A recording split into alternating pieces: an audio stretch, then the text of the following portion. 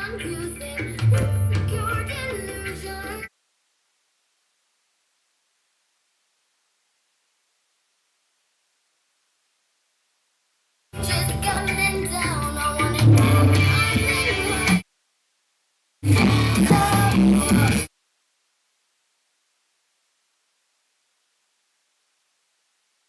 right, man, what's going on? Looking at this natural gas. It's making a nice little comeback today. We're back above this 20-day moving average. See if we can't take that in a little bit.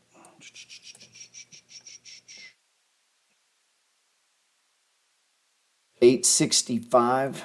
Let me take this down. Got two monitors. I have to remind myself of that again. It's nice. Working on some taxes here. Yeah, 866. So moved up a penny. So a little bit of a breakout comeback here by Nat Gas into the close, man. I like it. I was looking at this site here a second ago. I don't know if you ever looked at it. Natural Gas World.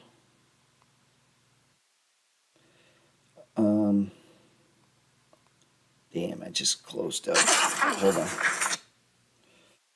Sure you can hear me.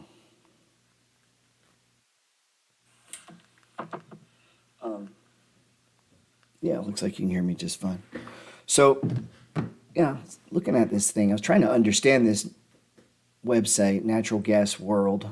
Looks like they got a newsletter. I guess they just talk about all shit natural gas, right?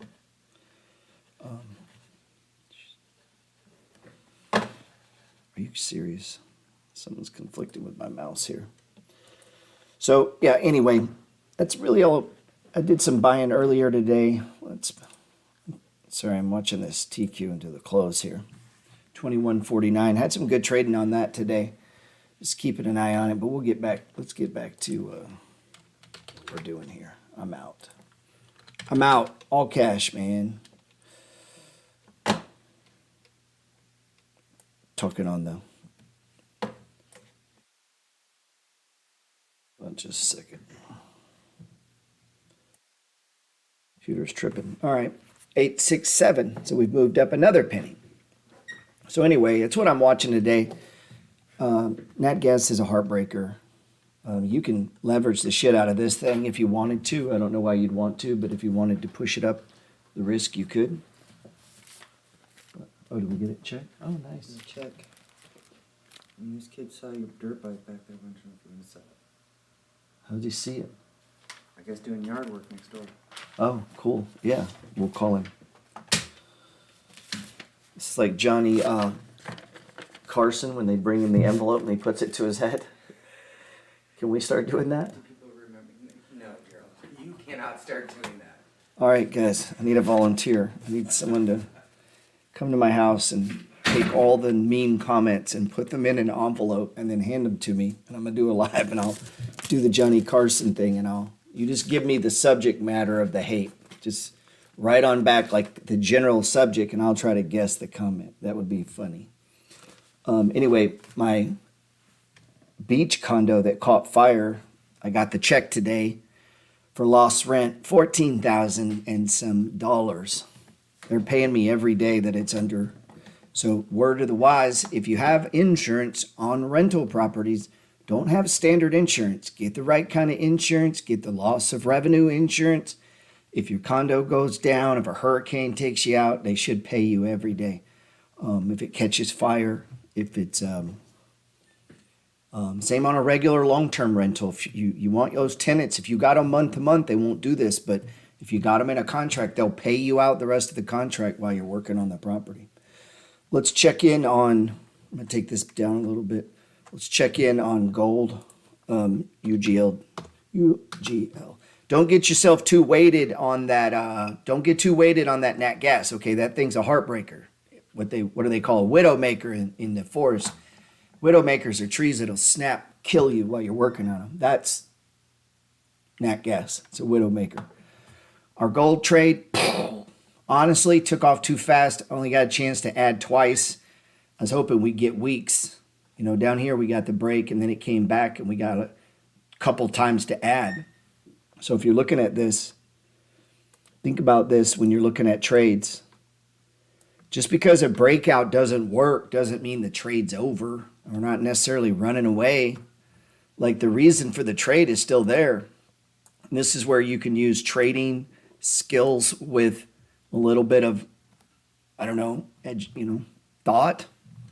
And you're like, cool, my thesis for gold is that it's trading below the 200-day. It's anytime a commodity gets below this, it's pretty undervalued technically on charts if we were using technical analysis. And so then I'm like, cool, let me use these stage ones to get in on this and just build this position. And the good thing is here I had from November 26 to, September 26. I had all of October. Now I'm into November. So I could be upset that it's not going somewhere, or I could be like, cool, I got a lot of time to build this out so that I can do this and ride it up into here. That was worth a month, right? That was worth a month and a half. That was worth the little roller coaster that we did here. Keep that in mind, man. Not all trading's cut and dry like that. Risk management. We got to break out. Shit, if this fell all the way back to 54, would I be shocked? No. I would just be like, cool, let's add it up. Let's see. Yep. So going into the close, man, what do we got? Where's the Dow? About to ring the bell here. Oof, guys, everything's closing down. Not good. I told you, if you go look at fast money trades, I was trading to the dark side. My trades were getting short because you could see the pressure. 1 minute, 3 minute, 15 minute, 30 minute, you could see the rollover happening. You could see the pressure coming down. So, I don't know. Let's check the Qs. Yeah, Qs are in the black though. But you could see it on everything else. It kind of just pushing over. I don't know. I don't know where anything's going to go. Check bonds. What do we got going on? Big pop out the door. Hits support and stops. We kind of expected that, right? Wherever price has been before, that's where it goes again. The 200's right there. It's not like you're just going to roll right through that shit like it's butter. Like, that's a big thing, man. Look at these zones of support or resistance, I mean. And then bam, up against the 200 too. So that wouldn't surprise me at all. This takes a minute. It starts knocking on heaven's door here. And then if we get through, like I'd be expecting it to run to 1350. Maybe we get lucky and it goes sideways a minute. Stage 3 becomes a 1. We go into next month. I get to add to this 3-4 more times, and then we make our push. Now we're trading, man. Hell yeah. I can already see it in my head. You see it? That's called playing chess. Or maybe it breaks down and comes down to 650. Okay. Bonds are still crazy undervalued. They're still underneath the 200. They're still possibly the trade of the year by next year because it's the asset class they got whipped the most. Look at the close going in, looking at Bitcoin. Jesus, Mother of Mary. Is there anything prettier right now than Bitcoin? Bam, look at that. Fuck a bank failure. Bitcoin, baby. I'm getting the tattoo. It said, Bitcoin, if you save the fucking banks of America by breaking out and showing them what's up, if my bank was ever to fail, get my money into Bitcoin. That should be what they'll let me transfer 35 G's. I got 3 bank accounts connected. It means I could transfer 35, 35, 35 and maybe make 7% on the failure. I said, what are you talking about, John? I'm just showing you what Bitcoin did. You don't think some of this was Silicon Valley money? Come on, man. The difference about this bank, it might be volatile, but it ain't ever closed. It opened. Price might change on you. But we get our money from here this month to another bank some other way. So keep that in mind. That's one thing Bitcoin does. I I told her to do that the other day. I'm like, man, why wouldn't you just put some in there just every so often, like every week? Just throw some in, bro. You get jacked. This guy very likely could go to jail from any given fucking day. And I'm like, they can't get it. You put that shit on a drive, and it's like people still aren't catching on to that. It's like it's emergency money, man. It could be emergency money. Even if it's less than what you put in, you might just need money that day. Can't get to it, or whatever reason. You got Bitcoin. Let's see, man. People don't think that through. Where are we at with the coffee? Tempted me to get back in. These are our commodity plays. Where are we at with ERX? Man, you could pull the trigger here and get out, or you can give it some room. It is leveraged. It is not inconceivable for oil to come all the way back down to here. It wasn't that long ago that it was here. So don't lose sight of the fact that this thing can come back to here.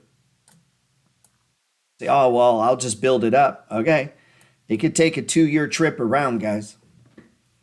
Oil goes to 60, stays at 60. The war drags on, a bunch of bullshit. It just stays 60.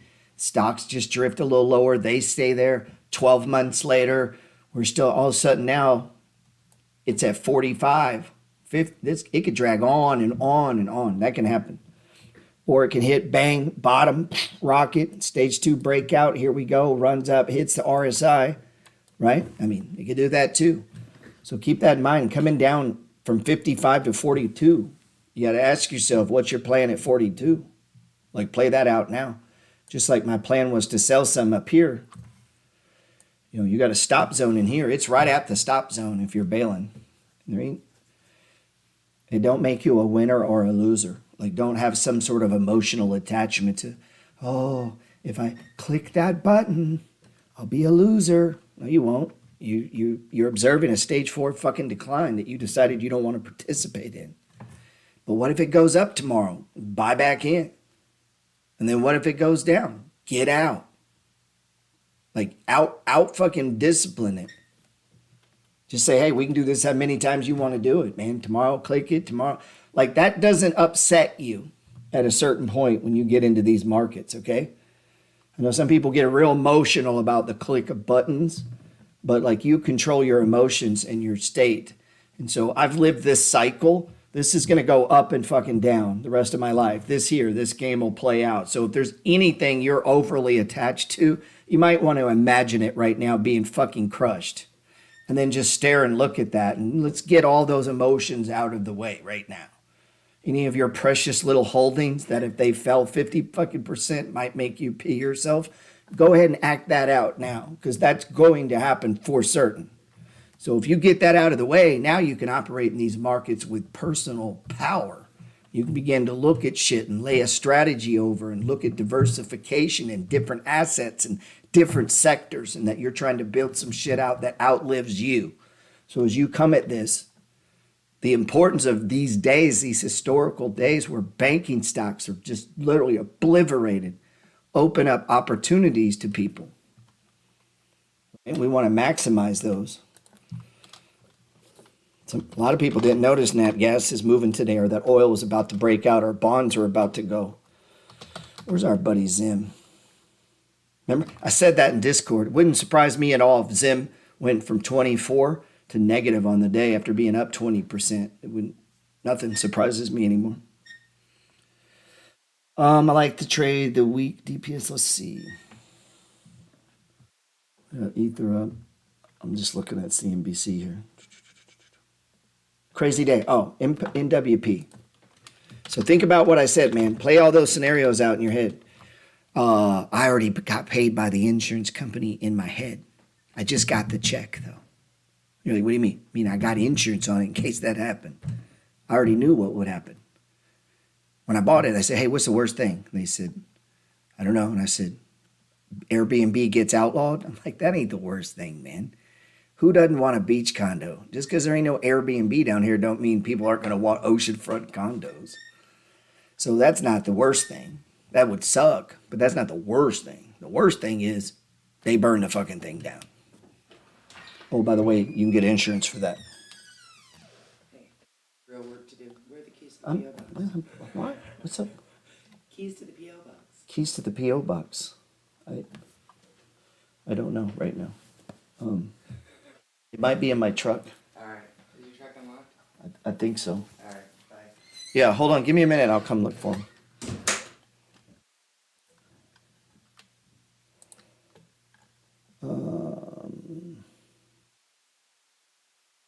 Hold on, guys. I'm getting fucked with. Fixing to have to start yelling at people. Like, I'm actually on a fucking live here. So look at the comeback. So I called an Audible today. Fully anticipate this is the bottom. And we're getting a reversal candle. Now, why? Well, I've seen this play out a lot. And yeah, every indicator says down. And it could keep going down. I have no doubt about it. But I really probably think when you do buy the bottom, that's what it looks like. It looks like a reversal doji after an extreme RSI drop when everything gets pushed to the extreme. So it's not a good strategy to go around always buying those. But if you know this company and you follow this chart and you're looking, I think you take some of those shots sometimes. I call it calling an audible. Don't do it every stock every time it's down. That's a bad strategy. But I'm pretty good at those from watching and getting them. Did you find it? Where was it? Where we shouldn't be? Okay, cool. You got them then? Yeah. All right. Love you.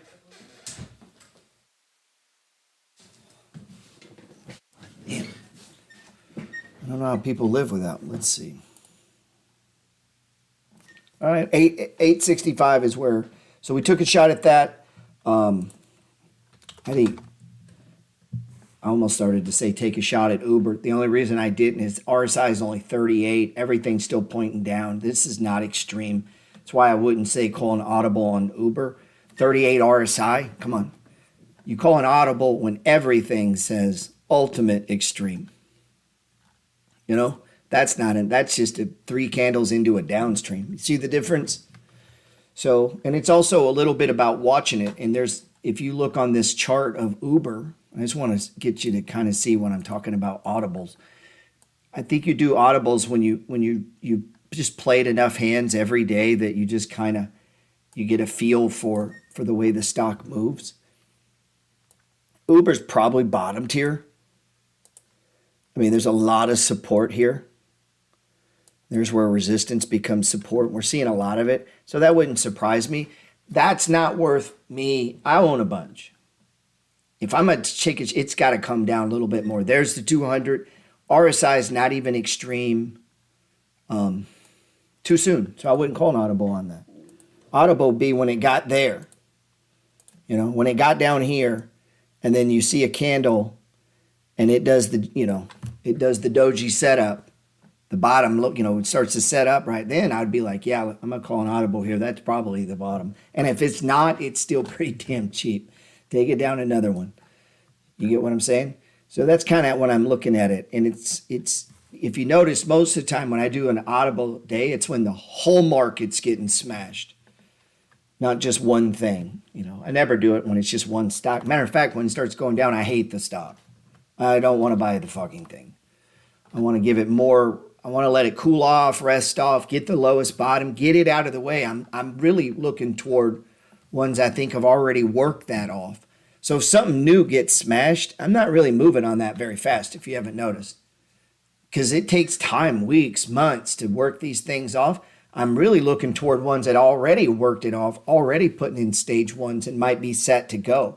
And I know that can be a slight distinction, and maybe you can't see it. You know, like I see that on bonds. I feel like this thing wants to go. You know, it's had, look at this, down, and then it's had time to kind of work this off.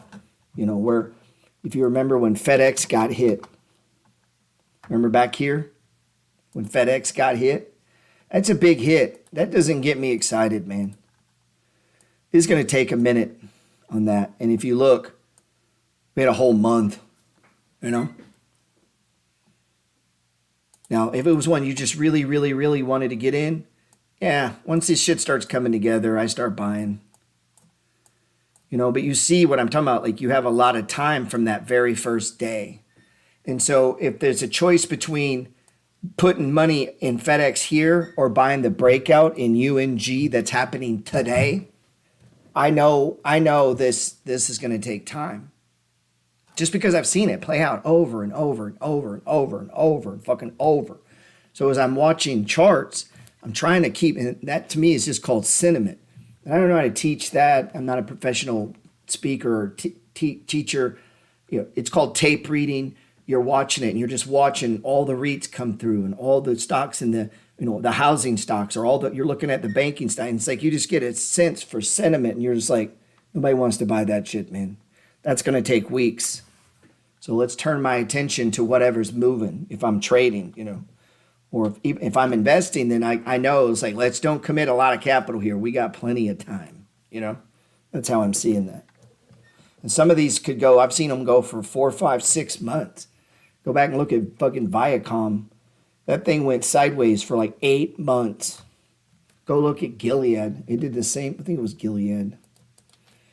Was it Gilead? Let me see if it was.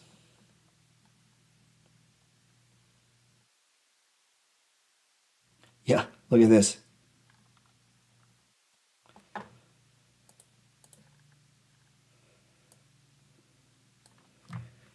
Now, this is time crunch.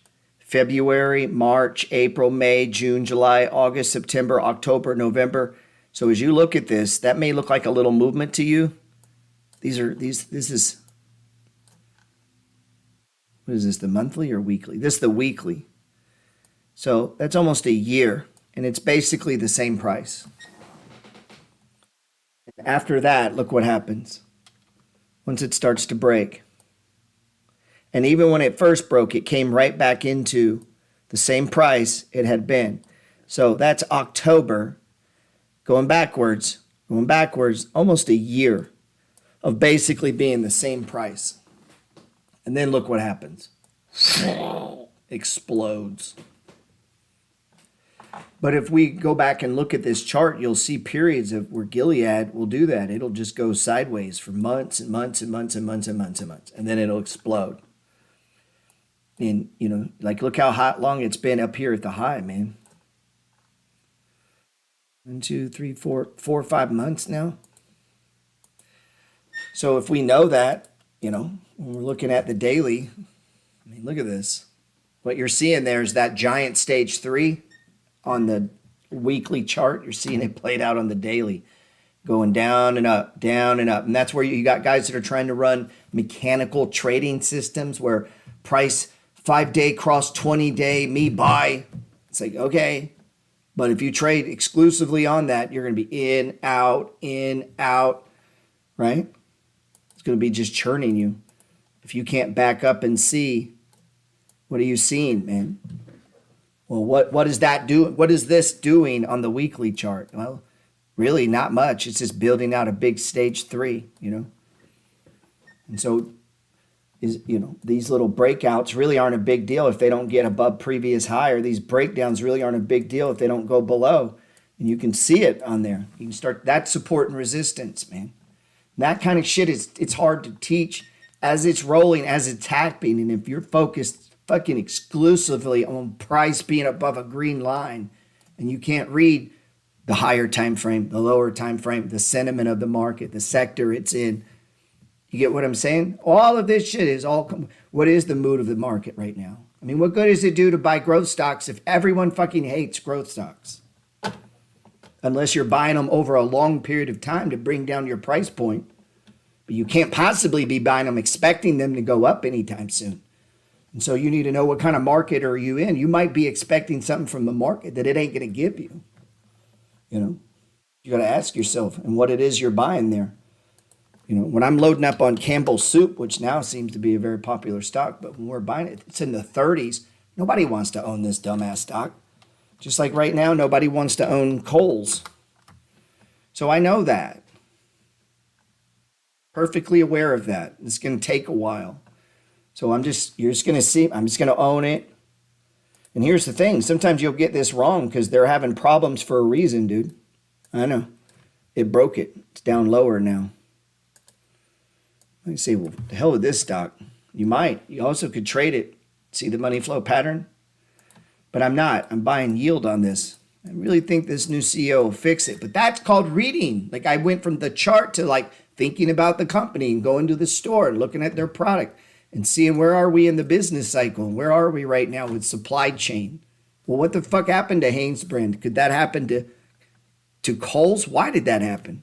And at the same time, we're watching the technicals and say, oh, it's okay. Well, if this is just 2.3% of my portfolio, do I have room and the time and the ability to give it a little bit of flexibility? Do I need to worry about every little fucking tick and sell off? Or do I use it as an opportunity over a year, 2 years, 7 years, like Buffett says, to build up his Coca-Cola position, which wasn't fucking obvious, by the way. If it was, everyone in America would be showing off all their Coke stock. And I don't think your parents have that much. Maybe I'm mistaken. Maybe there's a couple of you on here that do. But if your daddy's got like $1 million in Coke, DM me and let me know. So it wasn't obvious to the rest of the world when he was doing that. You know, it looks obvious now, but it wasn't then. And same thing. You know, when stocks go down, there's a reason. There's a problem here. And what you do as an investor, a lot of people are like, oh, I want to be on Shark Tank. Man, you can't even handle a stock. You're going to be on fucking Shark Tank. What do you think you have a better chance of doing? Building a diversified portfolio of stocks, or literally go into a physical, actual business and just handing them $100,000 and saying, here, boys, have fun. You got a better chance of making money with these stocks than you do angel investing. People will line up for that dumb shit, though. And then not spend 20 minutes reading on how stocks work, subscribing to some shit, putting some time in. Long before you run off opening up businesses and trying to invest with other people, you could spend that time on this and make a fortune. There's plenty of solid shit that'll pay you 10, 12%. Been trading for 50 years. You know, but you'd have to go look for them. But, you know, people, hey, let's borrow and do a taco truck. And it's like, or we could collect 12.5% and do nothing. Let's do that. You know, but a lot of people aren't hip to that game, man. This idea of making money with money. You guys are lucky. You're blessed. Not everybody can do that. This stock here pays 9% now. They'll probably cut the dividend, by the way. MPW. This thing fell to, look at this, 869. Dividend's like 12.5%. Look at this one. UAN. Getting a sell signal. This one's a big dividend payer too. The only thing I want to do with this stock here, all I'm going to do, here's the business plan. It's just buy stage ones.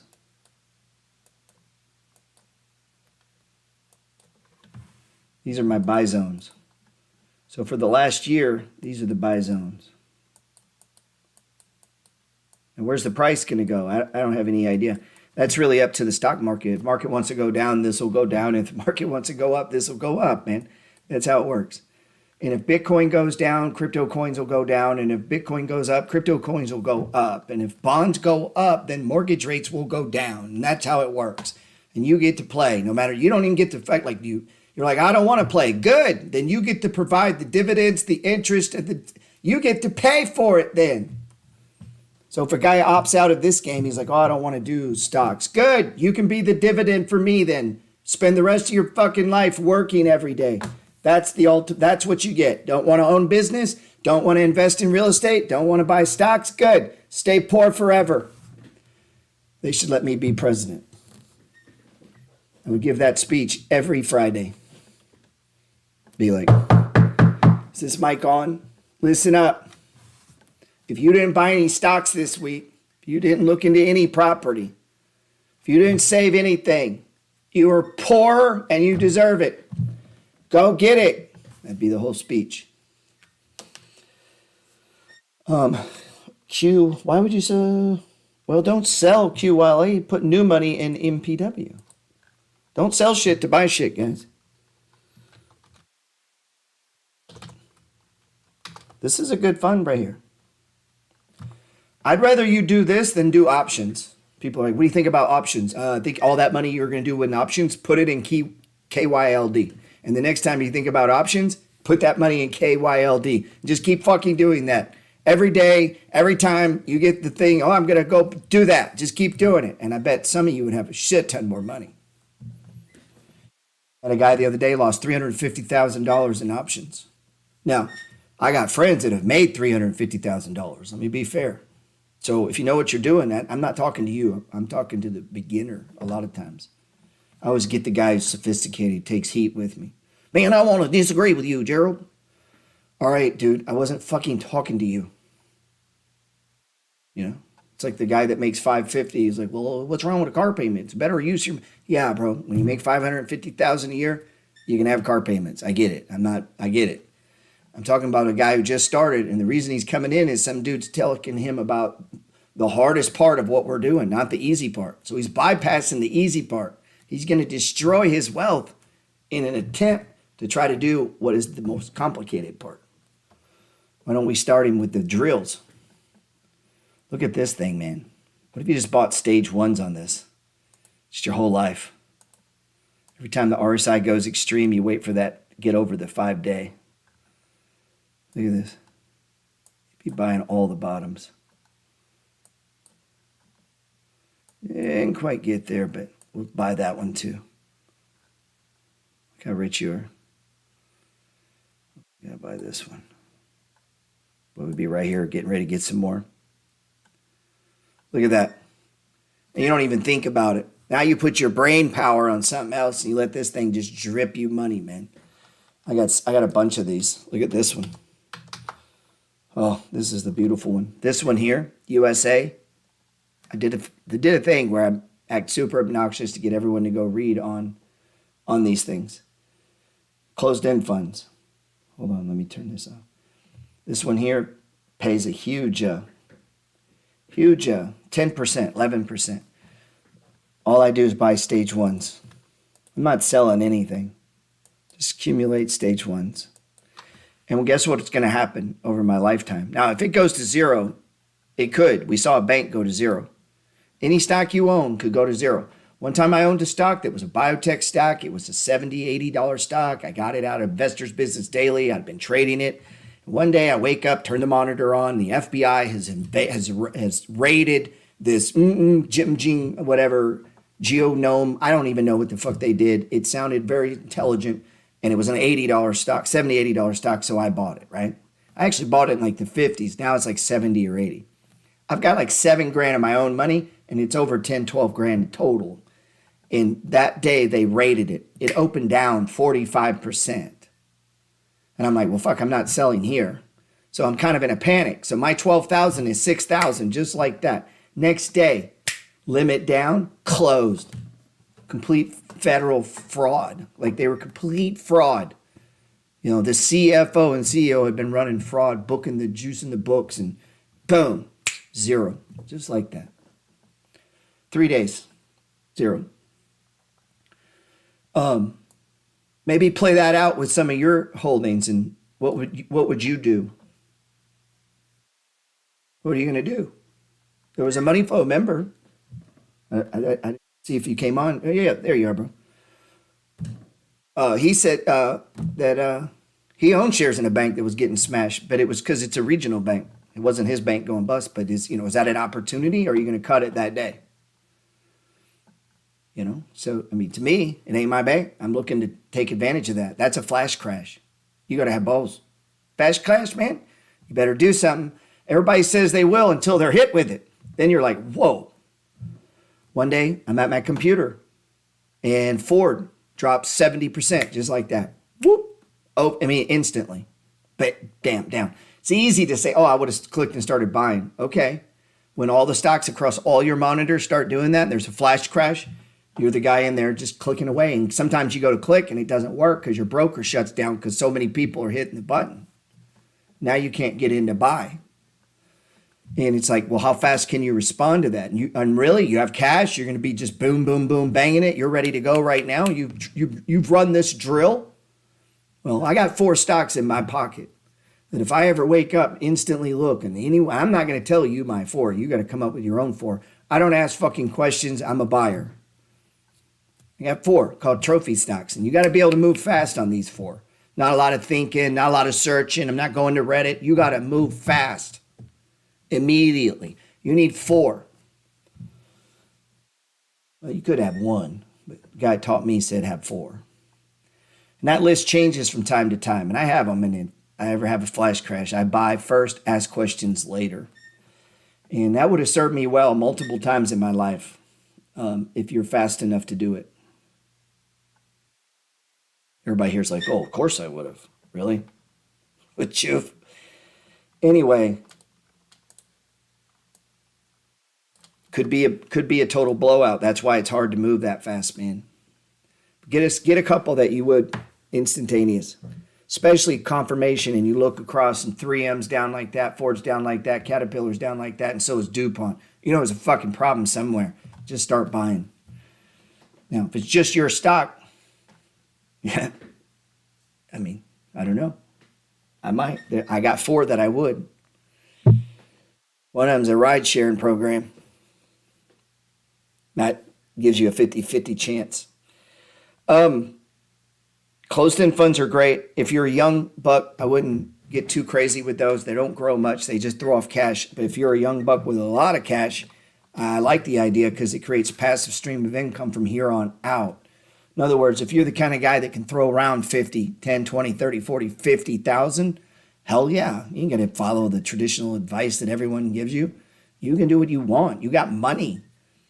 You know, the 401, put your money in your 401. That's all made up for the working class people, guys. The rich folks aren't doing that.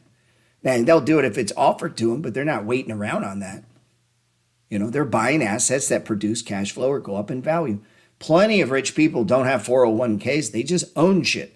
They own thousands of shares that pay them thousands of dollars. They own properties and houses, and they just own shit, or a business that makes a lot of money. They don't need Wall Street or a banker or an account. They don't need any of that shit. They just make money, right? So there's a lot of ways, but sometimes we can get boxed in on one way, one philosophy, one strategy. And it doesn't mean they can't work, but it also means don't limit yourself to just that. There's more in the world than growth stocks. There's more in the world than dividend stocks. Some of my dividend friends get locked up. They can't see Bitcoin. I don't know how you can't see it today, man. That doesn't mean I go all in on Bitcoin. But when Bitcoin goes up from 19,000 to 25,000, when there's a banking crisis, I don't know, look at the opposite of the stock market. It went down. Bitcoin went up, it went down. If you had money in that bank, you'd rather have Bitcoin right now.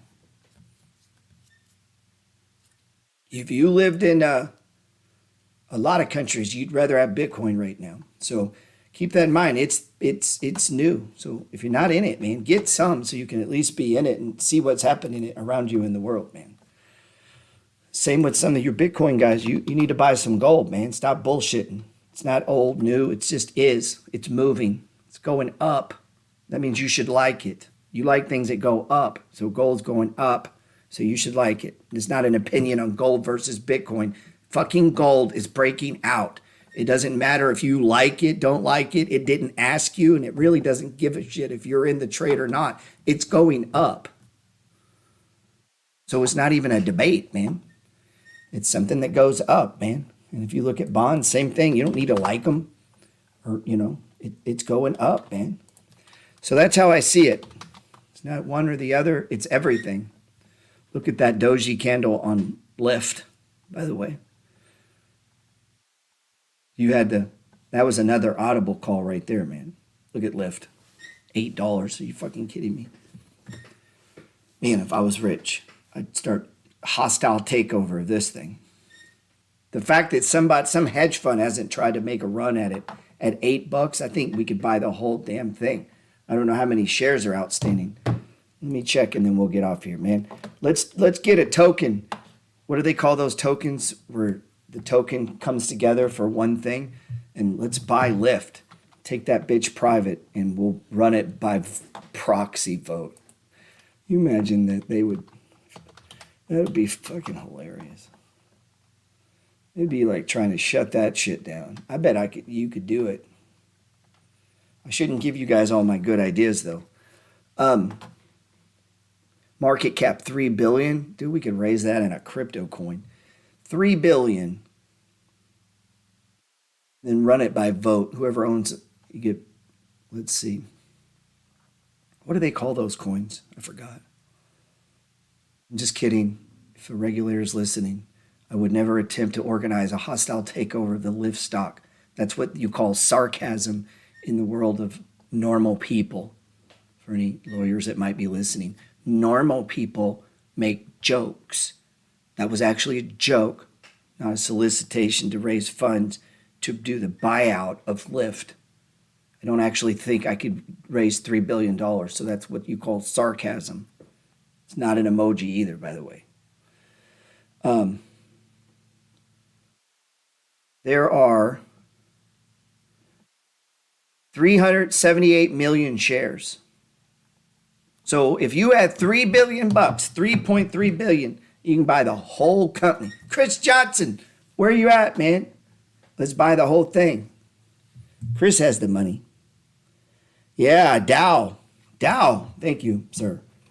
If we get a Dow, we could buy this whole damn, dude, that's only 3 billion. I wonder why somebody needs to do that who could stir some shit up. That'd be great. Get a Dow going. You know, we need 3 billion. That's easy in crypto land. Bam, take over Lyft. Hell yeah. Again, satire, a joke. Just kidding. Not really going to do it. Appreciate you guys, man. Hope that helps. Try to drop a little wisdom at the end there. You guys be good, man.